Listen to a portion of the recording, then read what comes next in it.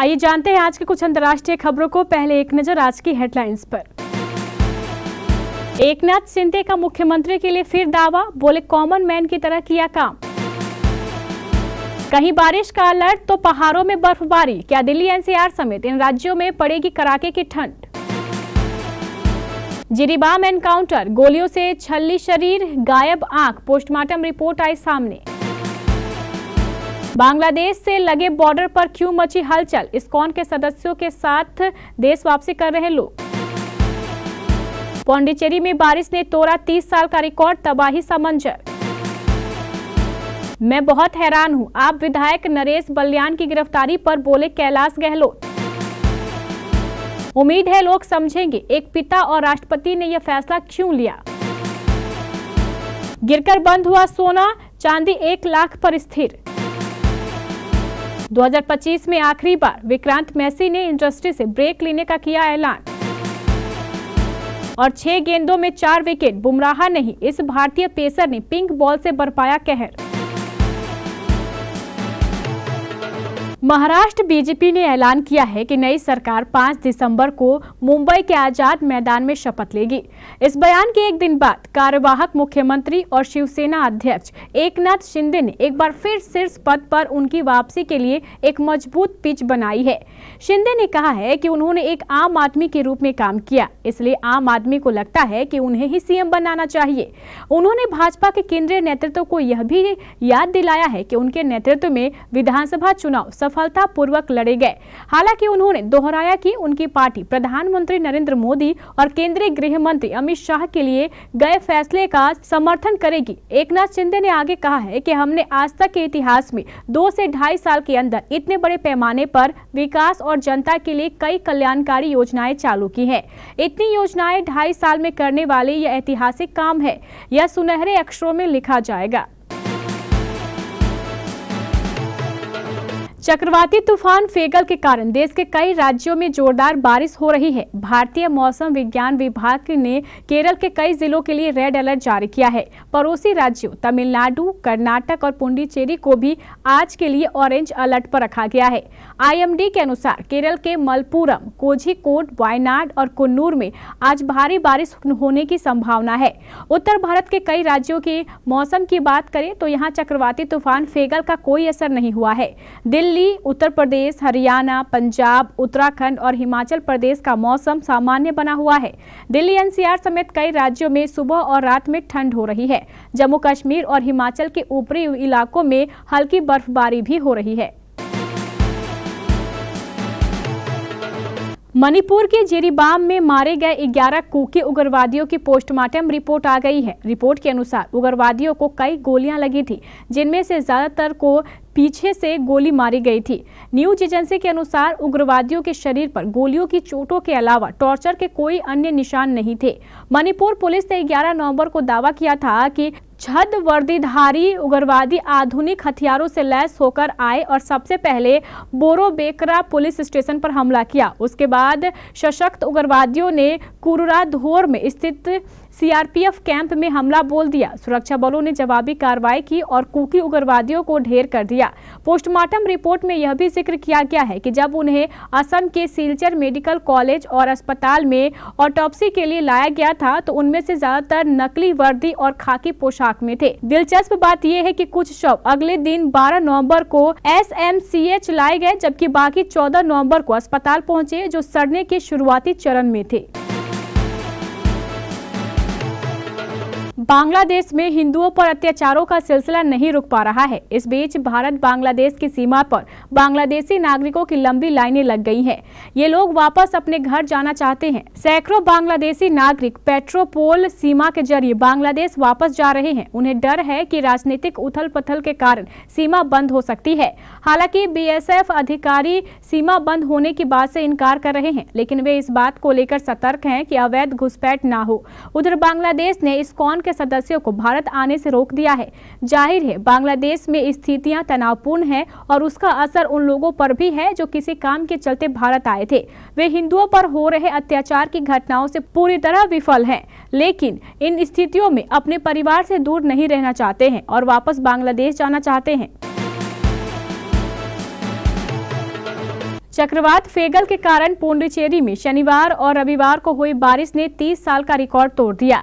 रविवार सुबह 8:30 बजे तक 24 घंटे में शहर में 48.4 सेमी बारिश दर्ज की गई। चक्रवात ने पुडुचेरी के पास उत्तरी तमिलनाडु और पुडुचेरी के तटों को पार किया। हवा की गति 70 से 80 किलोमीटर प्रति घंटा थी, जो 90 किलोमीटर घंटा तक पहुंच गई। IMD ने कहा है कि चक्रवाती तूफान के धीरे धीरे कमजोर होकर गहरे दबाव में बदलने की उम्मीद है। भारतीय सेना ने पुडुचेरी के प्रभावित क्षेत्रों में 100 से अधिक लोगों को बचाया। दक्षिण भारत क्षेत्र के तहत चेन्नई गैरिसन बटालियन के सैनिकों को रविवार को पुडुचेरी के जिला कलेक्टर ए कुलोथुंगन ने बाढ़ग्रस्त क्षेत्रों में बचाव प्रयासों में सहायता के लिए बुलाया था।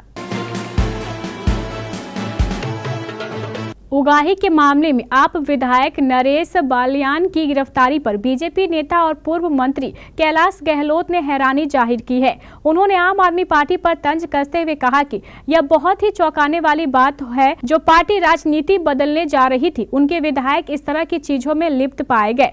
समाचार एजेंसी PTI से बातचीत में कैलाश गहलोत ने कहा, मैंने पहले भी कहा है और फिर रिपीट कर रहा हूं कि ऐसा संभव नहीं है कि पार्टी के वरिष्ठ नेता और संयोजक को ना पता हो कि विधायक इस तरह की चीजों में शामिल हैं। वे क्यों चुप है? कोई ऑडियो क्लिप आ गई थी, दिल्ली के एक मंत्री थी, वहीं भ्रष्टाचार का केस आया था तो उनको हटा दिया गया था। मेरे ख्याल से 1 साल के लगातार ऐसा हो रहा है, विवाद चला आ रहा है क्योंकि पार्टी के नेता चुप थे और एक्शन नहीं लिया गया। कोई आपसी समझ थी, ये सारी चीजें देखने वाली है। अमेरिकी राष्ट्रपति जो बाइडेन ने अवैध तरीके से बंदूक रखने और टैक्स चोरी के मामले में अपने बेटे को माफी दे दी है। बाइडेन का यह फैसला उनके उस वादे पर यूटर्न है जिसमें उन्होंने अपने परिवार को लाभ पहुंचाने के लिए अपनी शक्तियों का इस्तेमाल नहीं करने की बात कही थी। राष्ट्रपति बाइडेन ने बयान जारी कर कहा है कि आज मैंने बेटे हंटर को माफी दे दी है। जब से मैंने राष्ट्रपति का कार्यभार संभाला है, मैंने कहा है कि न्याय विभाग के फैसलों में दखल नहीं दूंगा और मैंने अपना ये वादा निभाया भी है, लेकिन मैंने देखा कि मेरे बेटे को निशाना बनाया जा रहा है और गलत तरीके से उस पर मुकदमा चलाया गया। उस पर लगाए गए आरोप राजनीति से प्रेरित थे। बाइडेन ने कहा है कि जो भी समझदार शख्स हंटर के केस को फॉलो कर रहा होगा, वह समझ जाएगा कि उसे जानबूझकर निशाना बनाया गया है। बाइडेन ने कहा है कि उन्होंने इस वीकेंड पर ही यह फैसला ले लिया था। मुझे लगता है कि अमेरिकी समझेंगे कि एक पिता और राष्ट्रपति ने यह फैसला क्यों लिया। लगन का सीजन चल रहा है, कुछ दिन बाद ही खरमास शुरू हो जाएगा, जिसके बाद शहनाई बजनी बंद हो जाएगी। इससे पहले शादी विवाह जैसे शुभ कार्यों का दौर जारी है। लग्न में सोने चांदी की मांग बढ़ जाती है। अगर आप भी सोने चांदी के गहने बनाने का प्लान कर रहे हैं तो यहाँ एक बार ताजा रिपोर्ट देख लें। दिसंबर के पहले दिन सोने के भाव में गिरावट आई है। इसके बाद आज 2 दिसंबर को झारखंड की राजधानी रांची के सराफा बाजार में 22 कैरेट प्रति 10 ग्राम सोने की कीमत 73,300 रुपए और 24 कैरेट प्रति 10 ग्राम सोने का भाव 76,970 रुपए दर्ज किया गया। वहीं चांदी प्रति किलो 1 लाख रुपए के भाव से बेची जा रही है। सराफा व्यापारी व इंडियन बुलियन ज्वेलर्स एसोसिएशन के सदस्य मनीष शर्मा ने एक निजी चैनल को बताया है कि सोने व चांदी के भाव में स्थिरता देखी जा रही है। विक्रांत मैसी उन चुनिंदा एक्टर्स में से एक है जिन्होंने अपनी दमदार एक्टिंग, लगन और मेहनत के दम पर इंडस्ट्री में नाम बनाया है। विक्रांत ने टीवी से लेकर फिल्मों तक में तगड़ी छाप छोड़ी है। आज वो इंडस्ट्री के टैलेंटेड स्टार्स में गिने जाते हैं, लेकिन अब करियर के पीक पर विक्रांत मैसी ने अपनी लेटेस्ट सोशल मीडिया पोस्ट से फैंस को हैरान कर दिया है। एक्टर ने अचानक इंडस्ट्री से ब्रेक लेने का ऐलान किया है। आखिर उन्होंने ऐसा क्यों किया? विक्रांत मैसी का कहना है कि वो एक अच्छा पति, पिता और बेटा बनने पर फोकस करेंगे। एक्टर ने कहा है कि 2025 में वो आखिरी बार मिलेंगे। विक्रांत ने अपनी पोस्ट में लिखा, नमस्कार, पिछले कुछ साल काफी अच्छे रहे। आपके शानदार सपोर्ट के लिए मैं आप सभी को धन्यवाद कहता हूं, लेकिन जैसे जैसे मैं आगे बढ़ा, मुझे एहसास हो गया कि अब समय आ गया है कि मैं अपने आप को संभालूं और घर वापस लौट आऊं, एक पिता, पति और बेटे के तौर पर और एक एक्टर के तौर पर भी। पर्थ में पहला टेस्ट मैच जीतकर भारतीय टीम ने बॉर्डर गावस्कर ट्रॉफी का शानदार आगाज किया। टीम ने यह मुकाबला जसप्रीत बुमराह की अगुवाई में खेला था, क्योंकि नियमित कप्तान रोहित शर्मा निजी कारणों से भारत में ही थे। हालांकि अब दूसरे मुकाबले से पहले रोहित शर्मा टीम से जुड़ चुके हैं और एडिलेड में होने वाले pink ball day night test match के लिए जमकर अभ्यास भी कर रहे हैं। 6 दिसंबर से शुरू हो रहे इस मैच से पहले 22 साल के भारतीय पेसर ने पिंक बॉल से ऑस्ट्रेलियाई बल्लेबाजों पर कहर बरपाया। इस पेसर ने सिर्फ 6 गेंदों में 4 बल्लेबाजों का शिकार कर इरादे साफ कर दिए हैं कि वह एडिलेड टेस्ट में भी इसी तरह की बॉलिंग करने वाले हैं। दरअसल एडिलेड में होने वाले दूसरे टेस्ट मैच से पहले प्रैक्टिस के लिए भारत ने प्राइम मिनिस्टर 11 के साथ एक 2 दिवसीय pink ball warm up match खेला, जिसमें जीत भी दर्ज की। इसी मुकाबले में युवा पेसर हर्षित राणा का अपनी आग उगलती गेंदबाजी से कंगारू बल्लेबाजों को चारों खाने चित कर दिया। हर्षित ने मुकाबले में 6 ओवर करते हुए 4 बल्लेबाजों का शिकार किया और गेंद से टॉप परफॉर्मर भी रहे। उन्होंने यह 4 विकेट सिर्फ 6 गेंदों के अंदर चटकाए।